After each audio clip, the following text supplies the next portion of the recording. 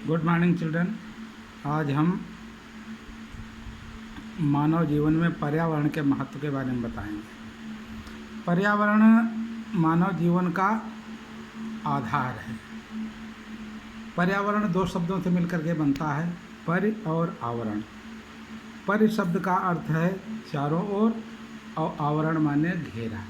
चारों ओर का घेरा जो है हमारे, वही पर्यावरण है। अब हमारे चारों ओर का घेरा कैसा होना चाहिए, ये हमारे पर निर्भर करता है। प्रकृति ने तो हमको बहुत अच्छा घेरा दिया, चारों तरफ हरितमा की चादर फैली हुई है, उसके बीच में हम बैठे हुए हैं। कितना आनंदमय जीवन होता है।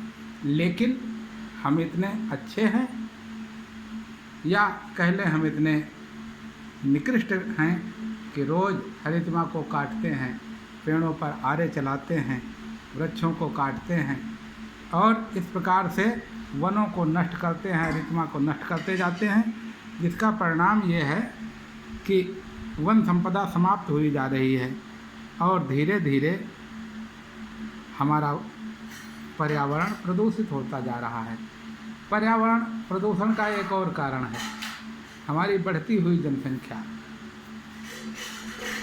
पहले जनसंख्या कम थी तो लोग कम दूर में रहते थे, बाकी जगह सब दूसरे जीव जंतुओं के लिए थी, वन थे तथा तरह तरह की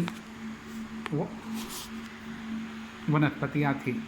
वनस्पतियों को धीरे धीरे हमने जनसंख्या के साथ में ख़त्म किया, काटा और उनसे मिलने वाला धीरे धीरे हमें जो लाभ था वो कम होता चला गया। परिणाम उसका ये हो गया कि आज प्रदूषण हमारे लिए एक विषम परिस्थिति बन करके खड़ा हो गया है। कारण क्या है कि प्रदूषण ने आज समस्या पैदा कर दी है।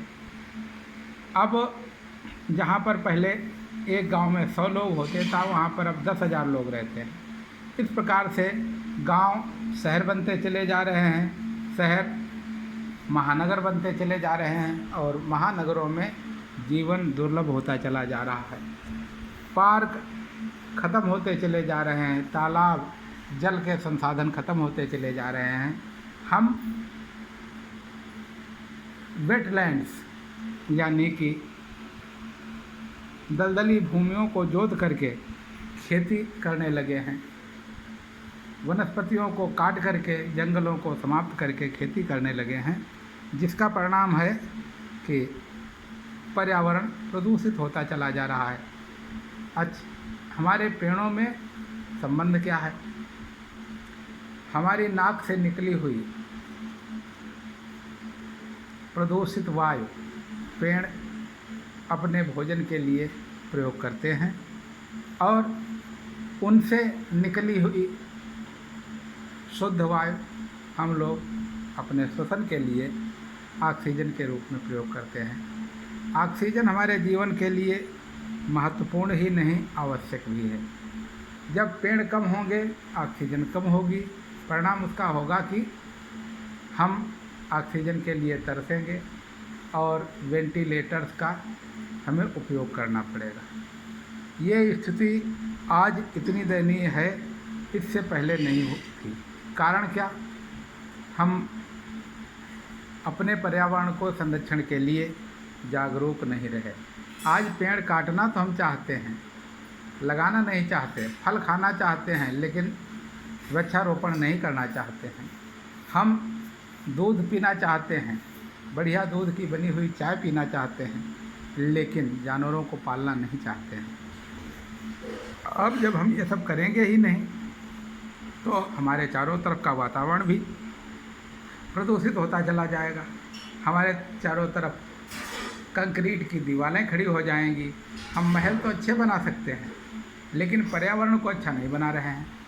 ये सब अनेक प्रकार की बाधाएं हमारे जीवन में हैं जो प्रदूषण को पैदा करती हैं। आज आप देखिए, तालाब ख़त्म होते चले जा रहे हैं।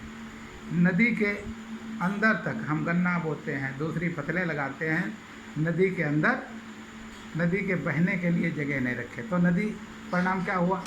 नदी में बहने वाला पानी हमारे गांव में घुसता है। हम कहते हैं कटान कर रही नदी, नदी नहीं कटान करती, हम नदी को स्वयं काट दिए हैं, नदी के अंदर घुस जाते हैं। और वहाँ पे जब हम फसलें बोएंगे तो नदी जाएगी कहाँ? आखिर पानी कहाँ जाएंगे? पहले ये स्थिति नहीं होती थी, नदियाँ गहरी होती थी, नदियों के पास में बहुत स्थान होता था पानी निकलने के लिए, और परिणामतः नदियाँ बहती रहती थी। आज इसकी स्थिति बदल गई है। मित्रों, यदि हम इस प्रकार से अपने को कुछ हद तक सीमित करें, अपने आकांक्षाओं को सीमित करें, अपनी लालसा को सीमित करें और अपने मन में पर्यावरण को सौंदर्यपूर्ण रखने का विचार करें, तो निश्चय ही हम इससे निजात भी पा सकते हैं। आज पर्यावरण प्रदूषण के कारण, पर्यावरण में असंतुलन पैदा होने के कारण अनेक प्रकार के जीव जंतु, अनेक प्रकार के वनस्पतियाँ विलुप्त होती चली जा रही हैं। अब हम उनको संरक्षण की बात करते हैं, जैसे कि हमारे देश में टाइगर रिजर्व बनाया जा रहा है। क्यों? पहले टाइगर को हमने शौक में शिकार खेल करके मार दिया। मछलियाँ तरह तरह की दूसरे जीव जंतुओं को हमने नष्ट कर लिया, और वो दुर्लभ प्रजातियाँ आज हमारे लिए देखने के लिए नहीं रह गई हैं। हाथी कितना बड़ा जानवर, अब उसको पाल नहीं सकते। जब पाल नहीं सकते हैं तो रहेगा कहाँ? जंगल में हम उन्हें रहने नहीं देंगे, जंगल काट करके हम खेती करने लगेंगे। तो जानवर, भालू, हाथी, चीता, कितने जानवर हैं, सब विलुप्त होते चले जा रहे हैं। उसको छोड़ दीजिए, हम घोड़ा पालते थे, आज घोड़ा विलुप्त होता चला जा रहा है। क्यों? हम घोड़ा नहीं पालते। घोड़े की जगह पे हम कार लेते हैं, मोटरसाइकिल ले लेते हैं, दूसरे वाहन ले लेते हैं, महंगे से महंगे। लेकिन घोड़ा हमारा पर्यावरण का संतुलन बना के रखने वाला जीव था, और आज हम मोटरसाइकिल या कार से निकलने वाले धुएं से पर्यावरण को प्रदूषित कर रहे हैं।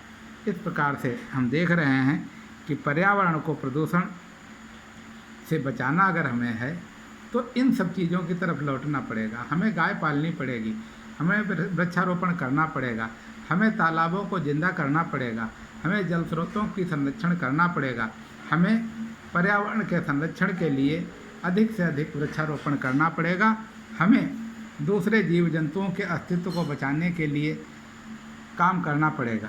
अगर हम ऐसा नहीं करते हैं तो निश्चित रूप से आज नहीं तो कल हमारा ही अस्तित्व समाप्त हो जाएगा और हम स्वयं नष्ट हो जाएंगे। मित्रों, मानव जीवन को बचाने के लिए मानव को ही प्रयास करना पड़ेगा, और अगर मानव जीवन के संरक्षण के लिए प्रयास नहीं करेगा तो मानव स्वयं नष्ट हो जाएगा। पर्यावरण संरक्षण मीन्स मानव संरक्षण, यानी कि हम मानव जीवन की रक्षा के लिए पर्यावरण का संरक्षण करें, तभी पर्यावरण के संरक्षण के द्वारा हम संरक्षित हो सकते हैं। नहीं तो वो दिन दूर नहीं है जब अनेक प्रकार की बीमारियों से ग्रसित होकर हम मानव जीवन ही नष्ट हो जाएगा। कोरोना जैसी भयंकर बीमारी इसीलिए है क्योंकि हमने प्रदूषण को इतना ज़्यादा बढ़ा दिया है और ऐसे जीव जंतुओं को जन्म दे दिया है, ऐसे जीव जंतुओं को रहने के लिए जगह नहीं दी है जो हमारे लिए मुफीद होते थे, फ़ायदेमंद होते थे। ऐसे जीव जंतुओं को हमने बढ़ाया है जो हमारे लिए हानिकारक हैं और हमारे पर्यावरण में प्रदूषण को और बढ़ाते हैं। इस प्रकार से मैं चाहता हूँ कि आप सभी भी ध्यान दें और अपने पर्यावरण के संरक्षण के लिए कुछ न कुछ प्रतिदिन करने का प्रयास करें। जैसे कि हम जन्मदिन मनाते हैं, जन्मदिन पर केक काटते हैं, मोमबत्तियाँ जलाते हैं, बहुत अच्छी बात है, लेकिन उस दिन संकल्प लेकर के हम हर जन्मदिन पर एक वृक्ष लगाएंगे, एक वृक्षारोपण करेंगे, तो शायद आप जब 70 साल के होंगे, आपका बच्चा है, कोई है, तो 70 वृक्ष लगे होंगे और एक ऐसी बाग बन जाएगी जिसके कारण पूरे समाज को लाभ होगा, पर्यावरण संतुलित होगा, फल आसानी से मिलेंगे, फूल आसानी से मिलेंगे और स्वच्छ हवा मिलेगी। मित्रों, अपने पर्यावरण के संरक्षण के द्वारा हम निश्चित रूप से स्वयं को और अपने चारों ओर रहने वाले जीव जंतुओं को सुख प्रदान कर सकते हैं, जो कि मानव जीवन का परम लक्ष्य होता है कि दूसरों को सुखी जीवन देना। क्या कहते हैं, वही मनुष्य है जो मनुष्य के लिए मरे। धन्यवाद बच्चों। आप सभी से आग्रह है कि सभी लोग मिल करके एक अच्छा वातावरण तैयार करें और पर्यावरण का संरक्षण करें। धन्यवाद।